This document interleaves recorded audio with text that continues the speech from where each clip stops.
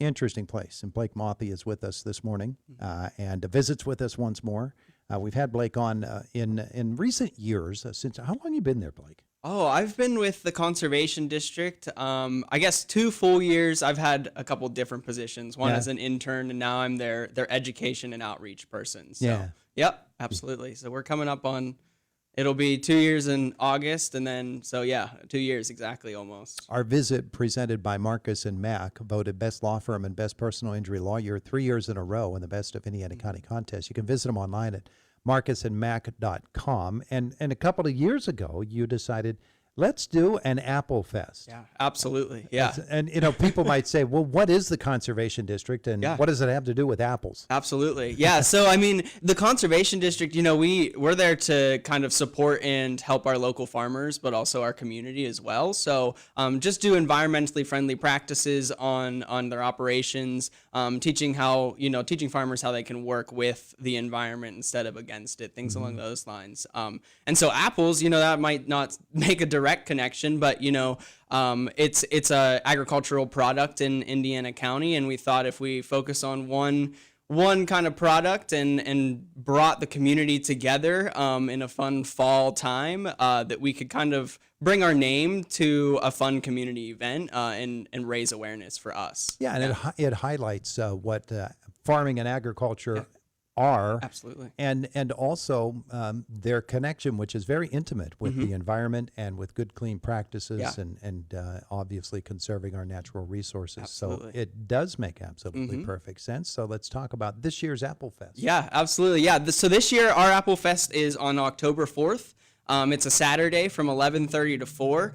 We kind of lined it up with the homecoming parade, so the homecoming parade is that day as well. But the homecoming parade should end, and Applefest is going to start. So, if you're at the parade and you want to pop over to Applefest, it's available. But not only that, but we have a much bigger lineup this year. Oh, yeah? We've had really great turnouts the past few years, and we seem to only be growing. We have about 3,000 interested on Facebook at this point. Wow. So, and we're ready for them. We're ready to, accept them in. We have about 24 approved craft and tent vendors, 4 food trucks. We have kids activities with profits. And this year we're actually going to have live music from Mountain Meets the Moon Band. So I'm really excited for all of the little parts that are coming together today. Mountain Meets the Moon? Mountain Meets the Moon Band. Wow. Yeah, they do Appalachian folk music. So it should just add a nice kind of vibe to the event and give people some time to sit down and just enjoy music and enjoy the festival itself. Did you just make a pun there? They do Appalachian. Yeah, maybe a little bit. There you go. But so yeah, we're moving forward. And the Conservation District is also going to be selling apples and doing an apple cider demonstration and selling apple cider as well. And that's kind of our fundraiser for the event. So yeah. So you raise funds, of course, and then you apply them how? Well, usually to buy apples. So, we need to buy apples for the apple cider, and it can be expensive. We buy about 60 bushel of apple. And so, that's a little over $400. So as long as we can make our money back, that's kind of what we're trying to do. It's been funded by grants in past years, but this year is the first year where we don't have a grant dedicated to put on this event.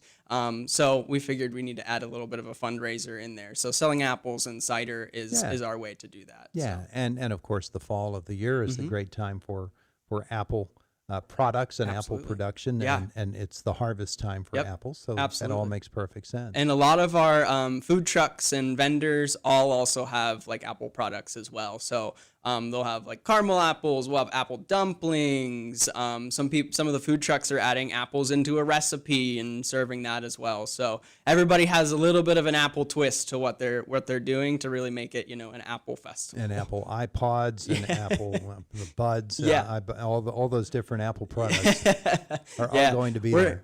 I was going to say we're not getting that expensive, but yeah. That's a future one. That's a future one, exactly. A future Apple Fest. We'll get there. Yeah.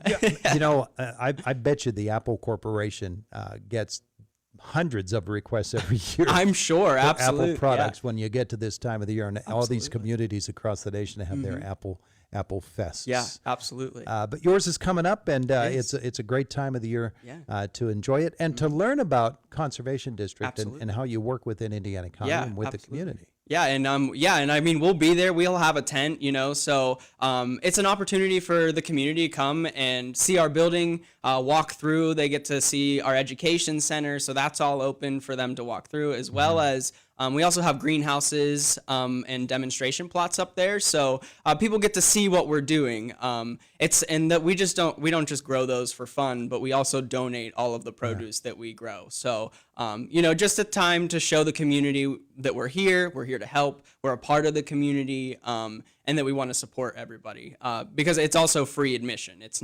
We don't charge anybody to be there. Yeah. So we really just want the community to come out, have a good time, learn about the Conservation District, ask us questions, and see what we're all about. So give me an idea of the type of demonstrations that you'll do in order that folks will see. The greenhouses, for instance. Yeah. What will people learn by visiting the greenhouse? Yeah, absolutely.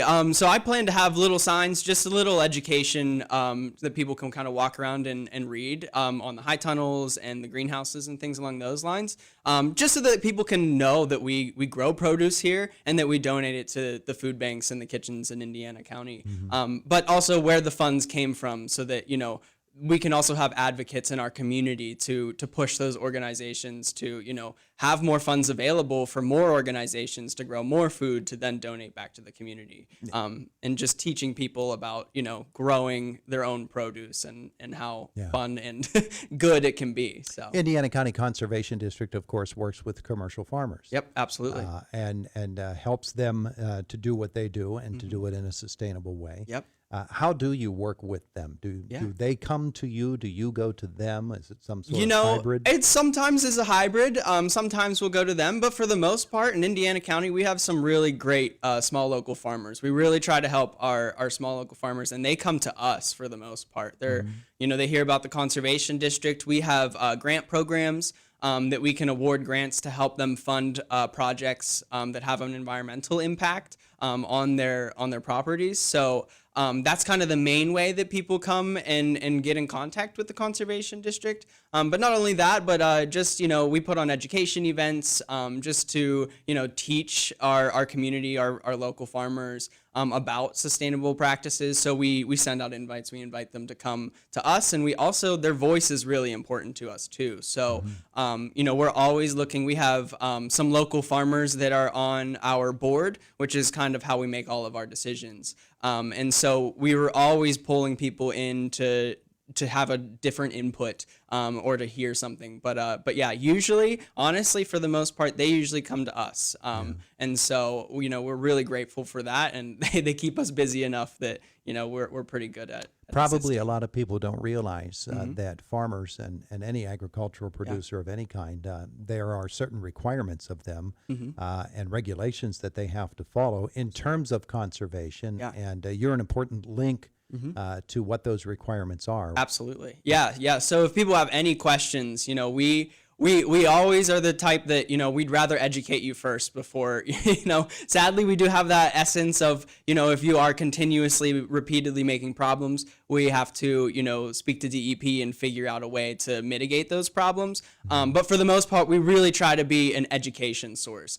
We really try to be like, hey, maybe we should try to move your manure pile over here or, move it away from the stream, things along those lines. And those are kind of the main issues that we see a lot of the times.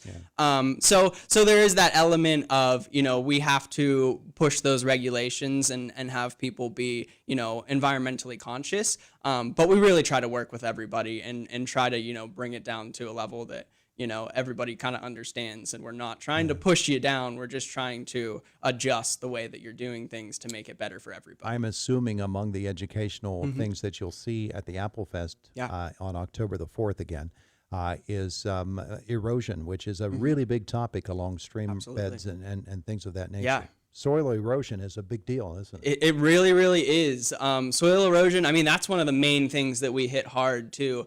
We really want to prevent the loss of our great topsoil where we're growing our crops. But not only that, we also want to prevent that from getting into the streams because it has environmental impacts for our macroinvertebrates, which then work their way up the food chain and limit the amount of fish that we can have in our streams and all of those things. So yeah, and absolutely, I plan on having a whole education table on, just handouts, but also the staff will be at the conservation district booth as well. So, if you have further questions, we're there. And we try to be there at as many education and outreach events that we can. But, this is our own. So absolutely come and ask questions, and we would be more than happy to answer and guide you in the right way. So a lot of education is available and information. Yeah. But the main thing is just have some fun. Yeah, absolutely. Just have some fun with the conservation district. Enjoy some music, have some good food, and support our local craftsmen. Our tent and craft vendors. They're also really important. They're bringing a lot together. So I'm really excited to see the full lineup and to have as many people at Applefest as we can. So absolutely. All right. So that's the deal. Tell folks where you are. Yeah. So our office where Applefest is up near ICTC on Hamel Road.